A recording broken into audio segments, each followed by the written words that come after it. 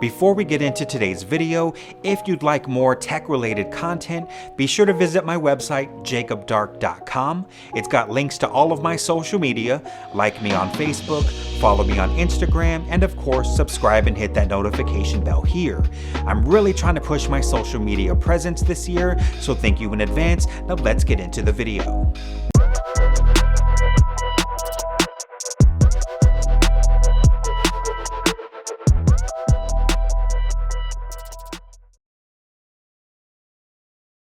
So before we get into talking about the interfaces I chose and why, I'd like to make a quick recommendation for anybody out there who only needs one mic pre or line input. That is the Audient ID4. It's a small, portable little tank of a box. It's USB powered, so you don't even need to plug it into the wall. It's got a high quality mic pre. It's the same Class A pre's featured in their high-end expensive consoles. It's got two TRS outputs to connect a set of monitors, two headphone outputs, and features 24-bit 192K conversion. It's everything you need in a box if you only need one mic input. As a side note, I get asked all the time, what camera should I buy? What microphone should I buy? What do you use to shoot YouTube videos? That's why I put together starter kits with exact specific gear recommendations that I'd recommend to anybody just getting started pursuing their creative dream. Check the description below for that link. So today we're going to be comparing three of the latest audio interface models and stack them up against each other to see how they compare.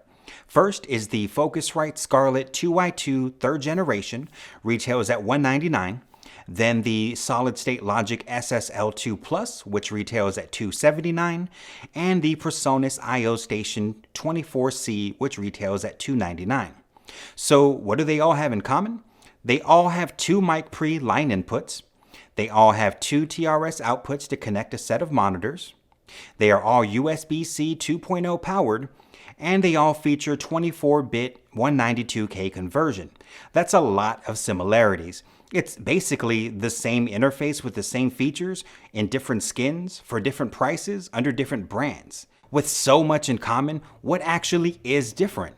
Well, the Focusrite for one has an air mode. When engaged, it helps to recreate that old ISA flavor. The SSL has something similar in the Legacy 4K button that emulates the SSL 4000. The SSL also has an extra headphone jack, as well as MIDI connections for those that may need it. The only other thing really worth noting here is that the PreSonus also acts as a DAW controller, so it has a 100mm motorized fader on the front, a foot switch, and in my opinion comes with the best software out of the three: PreSonus, Studio One, Artist, which again, in my opinion, I'm biased because I use it, is the best bundle that comes included. So which interface is going to give you the best quality for the money? Truthfully, all of them. They're so similar, they're in the same price range, they basically have the same features, the same connectivity, that there's not really going to be that much of a difference between them. It's all personal choice. If you want a DAW controller, go with the PreSonus. If you need MIDI, then go with the SSL. It's really up to your personal needs. At the end of the day, what's really going to matter here is going to be three things. One, the engineer. It doesn't matter how good or expensive your gear is, if you don't know how to use it, you're not going to get a good sound. Two, the talent. A bad singer is a bad singer. A bad rapper is a bad rapper. Cue auto-tune might help a little bit. And three, the thing I've seen missing from so many people, regardless of how much talent they have, it's drive. Work ethic, at the end of the day, in anything in life, is going to determine how far you get.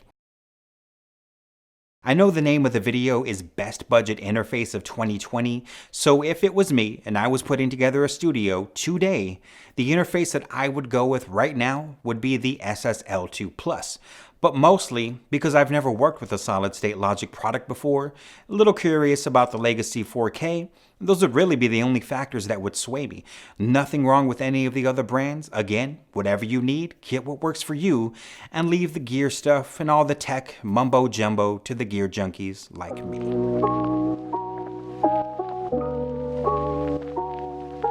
Well, there you have it. So let me know what you think.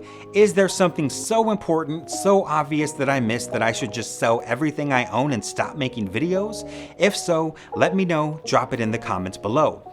Maybe you have your own recommendation, or you disagree with what I said, or just have something you'd like to add to the conversation. Whatever it is, let me know, drop it in the comments below, so that either I or somebody else out there can respond with whatever information we may have. On a final note, you may or may not be aware that I suffer from several incurable illnesses, including Meniere's disease and mast cell activation syndrome. These are debilitating illnesses that have robbed me of my corporate career, which is why I now pursue YouTube and photography full-time. If you'd like to make a donation, you can do so at paypal.me/JacobDarkPhoto. It not only helps me to keep my channel going, but helps me to pay my bills and keep my life afloat, so thank you in advance. With that said, more great content is headed your way, so thank you for watching, stay tuned, and have a great day.